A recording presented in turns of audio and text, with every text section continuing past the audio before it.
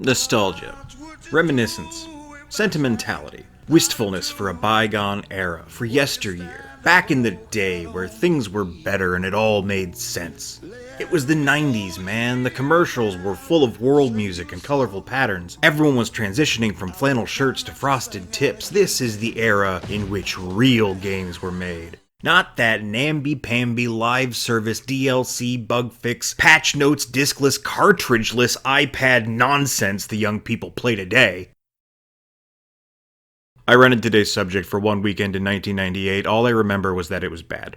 Midway presents War Gods.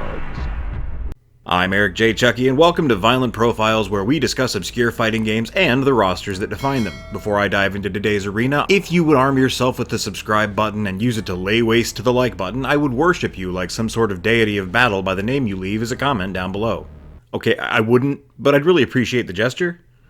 War Gods dropped in arcades in 1996 and PlayStation, N64, and Windows the following year. Legend has it, co-lead George Petro's team copped early footage of Virtua Fighter and were met with a mighty need to jump on its bandwagon ASAP. More often the comparison is drawn to Mortal Kombat 4, given Midway published both titles, but as similar as the two games ended up feeling, they were built rather differently. Also, Mortal Kombat 4 came out a year later, so you think it would have been better with the company having learned lessons from this game, but here we are. Nothing in gameplay is breaking the mold, and the game isn't as good as most of its contemporaries, especially with Tekken 3 dropping in arcades about halfway between War God's release and its home port, but I thought the graphics were decent for the time, and the premise is, well, it's there. Barely. Curiously, I couldn't find any story in the manual, but I kept seeing it referred to in online summaries. Where was everyone getting this info from? Eventually, I noticed this screen pop up in eye-catch mode for a few seconds. Billions of years ago, a being from a distant galaxy was transporting a precious cargo of life-giving ore. That's ore with a capital O. The turbulent formation of our solar system caused his ship to crash and scattered the ore over the molten surface of planet Earth. Through the millennia, 10 humans came into contact with the ore and were transformed into super-evolved warriors. These are the War Gods.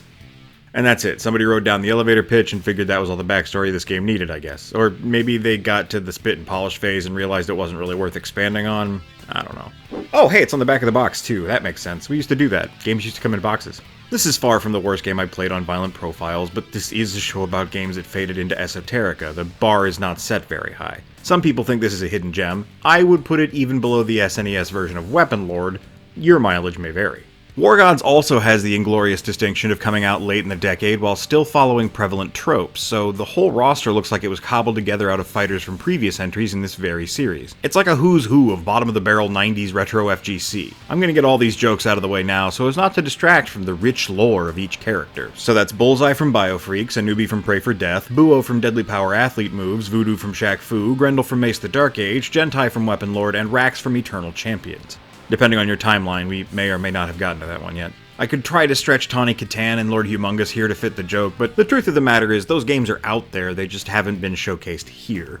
Finally, this guy in the lower left is actually pretty unique, so you know what, let's go ahead and start with him. Ahau Kin is how War Gods pronounces his name, so that's what I'm going with. He might be inspired by the Yucatec sun deity Kintich Ahau, or perhaps the priestly title of Ah Kin, seeing as War Gods Ahau Kin is a priest himself. An evil high priest, to be specific, who ordered his slaves into the tribe's sacrificial well in order to retrieve the artifact of untold power that was, of course, a piece of the ore. None of the slaves survived swimming through the depths, so Ahau Kin finally decided to try himself and emerged victorious with the ore in hand and ultimate power at his fingertips. I wonder if he felt stupid wasting all those slaves. Like, obviously as a modern possum I don't approve of slavery, but if it's a resource you're interested in cultivating, you should probably use it responsibly. Ahau Kin can shoot blow darts, pull out his stabbing knife, and harness the power of the sun in the palm of my... Yes, I already did that reference a few episodes ago. Working on our primitive 90s understanding of the rites and rituals of Central American indigenous peoples, Ahau Kin's fatality sees him shoving his opponent onto an altar before tearing their heart out and having a snack. Should you beat the game with him, he raises the ore high, having saved the planet and resolving to continue to protect it against future threats, because the time, place, and cause may change, but war, like the gods themselves, is eternal. Wait a minute, Ahau Kin isn't a heroic deity, he enslaves people, and he eats hearts without asking. And that ending sounded awfully generic. But these are all the same ending. We don't even know who the last two bosses are, what their deal is. I was told this game had endings. Somebody lied to me. The endings are confirmed. Repeat, confirmed to be present in War Gods. Well, Moron from Freakazoid and the weird dude from the War Gods box art here are Grox and Exor respectively. I'm gonna guess they're aliens, maybe one of them is the one who crashed his ship full of ore so many eons ago. I don't know. Their music tracks are called Troll Under the Bridge for Grox and One of the Trogdorians for Exor, but I'm not sure if that's a literal or metaphorical troll, and I don't know what a Trogdorian is. Trogdor was a man. He was a dragon man. They don't have bios or even their own versions of the placeholder endings. In fact, if you play them in arcade mode, the game swaps you to attack before fighting Grox and keeps you there.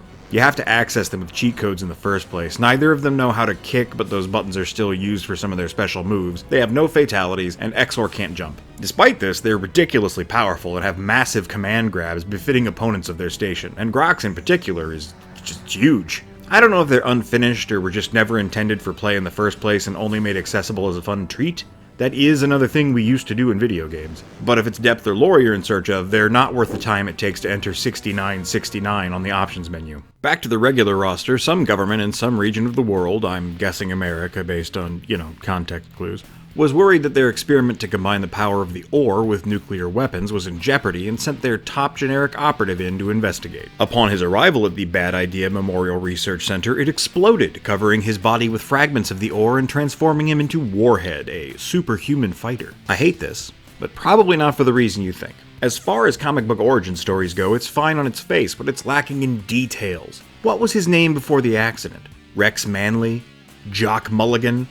Sexton Hardcastle? Was he dressed like a Duke Nukem cosplayer who'd never heard of Duke Nukem before he went into the building, or is this a new thing? What's with the blood red dye job? These questions need answers, and they aren't on the loading screen. Nothing is on the loading screen. The loading screen is an infinite void, from which none return. At the end of days, the loading screen will consume us all, and then we will all be nothing, so we will all be the loading screen. It is the destiny of all things that all creatures should aspire to. Oh, there it goes. Warhead shoots missiles out of his somewhere, knees his opponent in the face multiple times, does a shockwave fist, and has a dive kick that makes an airplane noise. His fatality sees him calling in an airstrike, complete with a mushroom cloud. I know I don't usually describe the fatalities, but they're rarely as decent as they are here, and with the lack of endings, I need all the straws of characterization I can grasp at.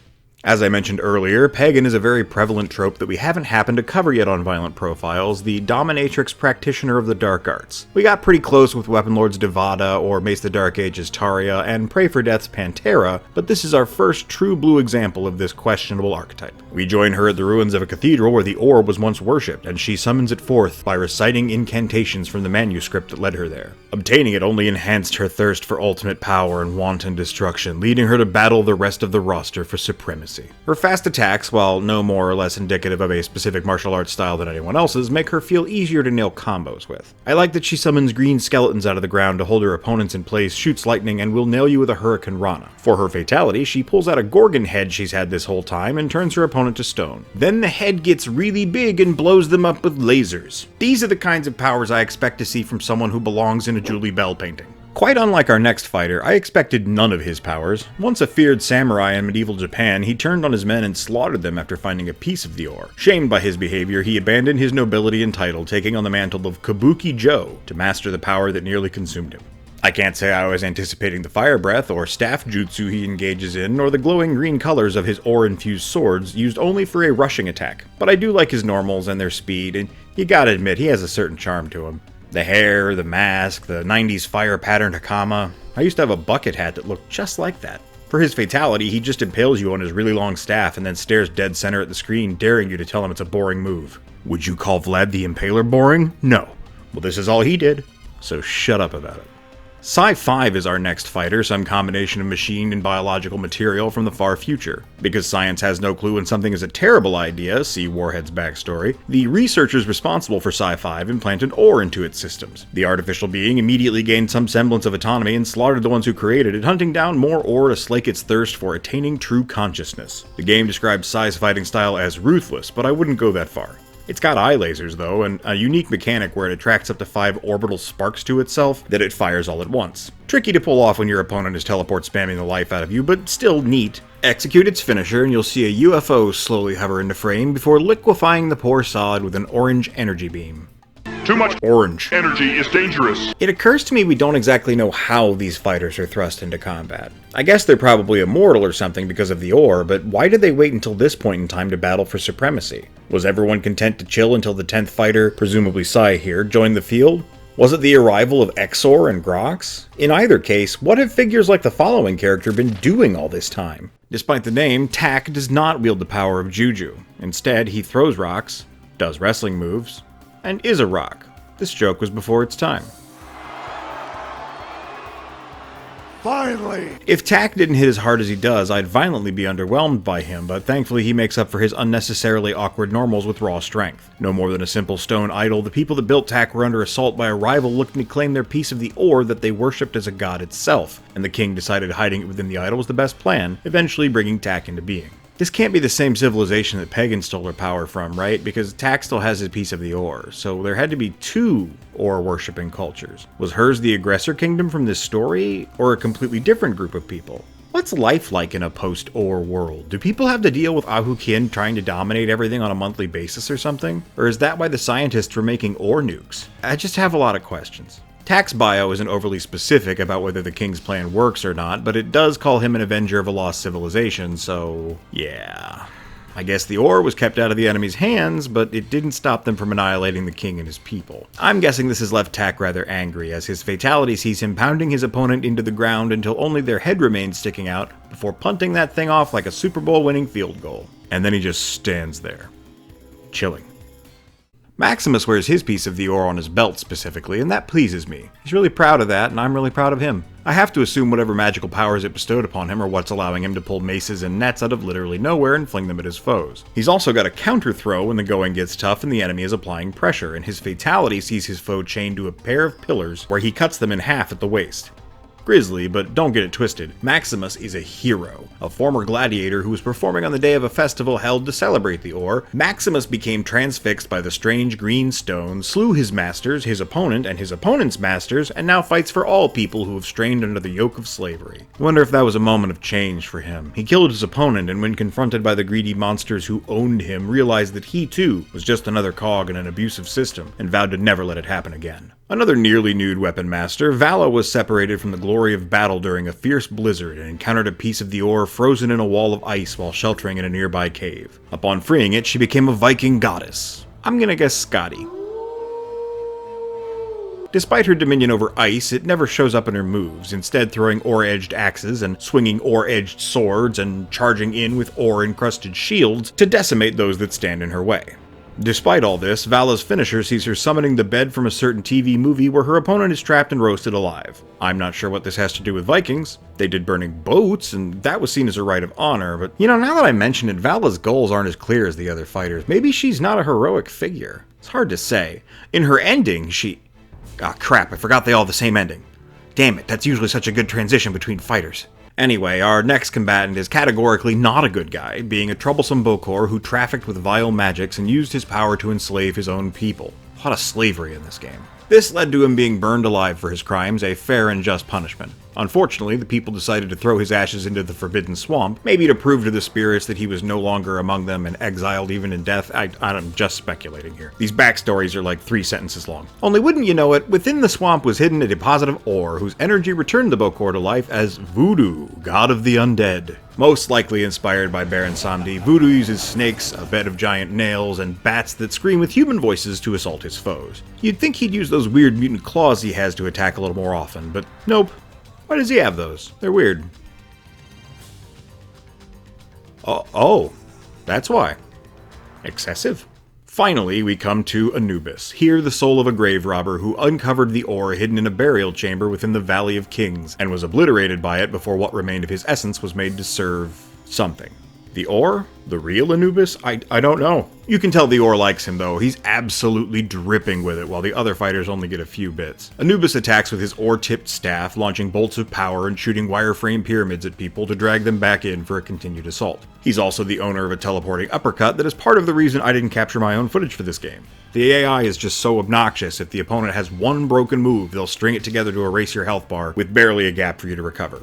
Or sometimes they'll just stand around doing nothing. It's really hit or miss. Nail your finisher with Anubis and he drops a sarcophagus on his opponent's head, the door opening to reveal a mummified corpse within, struggling against its bonds. Is this what remains of the grave robber's body? Or has Anubis' opponent been somehow embalmed, ritually bandaged, and transported to the inside of the sarcophagus? I don't know. Nobody knows. Despite being called war gods, it's almost impressive how little the developers seem to know about actual gods. You'd think there would have been a Greek god, or a Roman god instead of a Roman guy. They were so close on a few of the ones they used, especially in the details, but others feel borderline offensive or just invented from whole cloth like Sci-5 and Warhead. But you know what the worst part of this game is? Worse than the jank and the half-finished feeling story, the stock cartoon sound effects, the atrocious PlayStation load times, or the uncanny valley movements of the models. After playing around with it for a little while, I really started to enjoy myself. I like how every character clearly displays their piece of the ore on either their outfit or in their special moves. The combat's a little stiff, but it's functional. I wouldn't call the controls smooth, but they're acceptably clunky.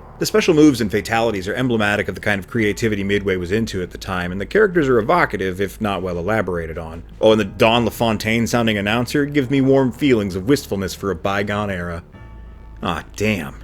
I guess they got me in the end after all. I would not go so far as to call War Gods a good game, but it's not bad either. Unfortunately timed, underwhelmingly executed, and thus largely lost to history. Perhaps that's where it should remain. Still, it's nice to revisit strange little relics like these and see what they were all about. Hey, that sounds like a good premise for an internet show.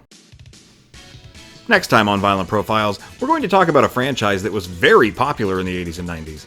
It even got a TV show and a movie. Want to see it now? Hit up our Patreon at the $5 tier, and not only will you join the pantheon of gods currently on screen, but you'd get episodes of this show a whole month early. That's usually 30 days. Sometimes it's 31. That's value. Sometimes it's February, and that's the opposite of value. I'm so sorry. I've written so many electronic mails to my senator about getting that changed, but there's no movement yet, and I can't help but feel responsible. I hope you can forgive me. Until next time, white out.